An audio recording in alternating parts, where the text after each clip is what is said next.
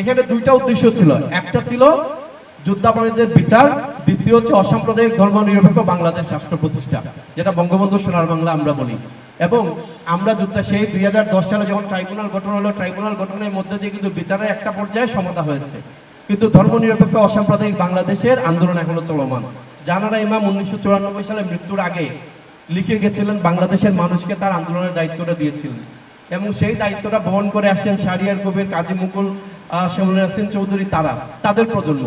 এবং 2013 সালে যখন শাহবাগে গণজাগরণ মঞ্চ হলো, সেটি হচ্ছে প্রতীকীভাবে তুলে দেওয়া হয়েছিল সেই গণজাগরণ মঞ্চের মুখ্য যিনি ছিলেন ডাক্তার নামটা বলে গেল ইমরান এইচ সরকার, তার হাতে সেটি ছিল প্রতীকী।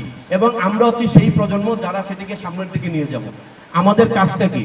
আজকে এখানে যে একটা ট্রায়াল দিলেন, যদিও আমাদের মুখ্য আলোচক যেটি বলেছিলেন যে শাহরিয়ার কবির, মুনতাসির মামুনরা এখন আমাদের চেয়ে অনেক তরুণ, তারা যেভাবে কাজ করতে পারে, তাদের সময় হয়তো সোশ্যাল মিডিয়া ছিল না। আমি মামুন স্যারকে বলি যে স্যার, আপনাদের সময় সোশ্যাল মিডিয়া না থাকার কারণে আপনারা এত কাজ করতে পারছেন। মুক্তিযুদ্ধের চেতনার মানবিক সমাজ গঠনে আপনারা সকলে এগিয়ে আসুন, আমরা একসাথে কাজ করব। শাহরিয়ার কবির, কাজী মুকুলরা অনেক করেছেন, এখন ওনারা আমাদের পথ দেখাবেন, আমরাই এই আন্দোলনটাকে নিয়ে যাব, সেটা হচ্ছে আমাদের দায়িত্ব। আমি মুখ্য আলোচকের মতো বলবো যে হ্যাঁ ঠিক আছে, আমাদের এই তরুণরা হয়তো কিছু করতে পারে না, কিন্তু তারা যে কিছু পারে সেটা 2013 সালে দেখিয়েছে। এবং আমার মনে হয় এখন মুক্তিযুদ্ধের আদর্শের বাংলাদেশ গঠনে তারা নেতৃত্ব। এখনকার তরুণ প্রজন্ম অনেকেই স্মার্টফোন ব্যবহার করলেও তাদের ফোনে ডাটা থাকে না, অথবা তারা 4G ব্যবহার করেন না দেশের বিভিন্ন অঞ্চলে।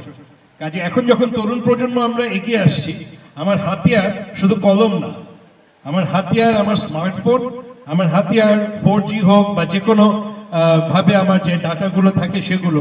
কারণ যেটা আপনারাই বলছিলেন যে ওরা কিন্তু অনেক সংঘবদ্ধভাবে সে আন্দোলনগুলো করে। কাজে লেখনী বিভিন্নভাবেই হতে পারে। আপনারা যখন অডিও ভিজুয়াল কিছু প্রোডাক্ট তৈরি করবেন, যেগুলো আমরা অনলাইনে দেব, আমাদের এই জাহানের ম্যাম এবং আমাদের তরুণদের যে নেতৃত্বের দায়িত্ব নিয়ে আমরা যে কাজগুলো করব, সেগুলো তখন কিন্তু সেটাও কিন্তু আমাদের বক্তব্য হিসেবেই যাবে। আমাদের কিন্তু সবসময় এভাবে সভা সমিতিতে কথা বলতে হবে না। আমি লক্ষ্য করছিলাম যে আপনাদের তরুণরা এখানে যারা উপস্থিত আছেন, অনেকে ঝিমুনি চলে আসতেই পারে।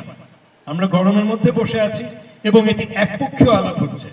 বহু আগে 70 দশকে একজন শিক্ষাবিদ পাওলো ফ্রেইরি প্রচার করেছিলেন যে আলোচনা হতে হবে দ্বিপাক্ষিক।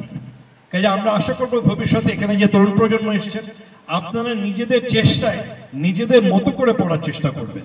সেই বাংলাদেশকে সামনের দিকে যাওয়ার জন্যই আসলে 1992 সালে 19 জানুয়ারি নির্মূল কমিটি প্রতিষ্ঠিত হয়, যখন 1991 সালের 29 ডিসেম্বর গোলাম আজমকে যখন ঘোষণা দিয়ে জামাতের আমির করা হলো, তার প্রতিবাদে 101 জন শিল্পী, সাহিত্যিক, সংস্কৃতির সেবী যারা বলি যে তারা মিলেই আসলে এই নির্মূল কমিটি করেছিলেন। যদিও 101 জন বলা হয়, কিন্তু সংখ্যাটা ছিল আরো বেশি।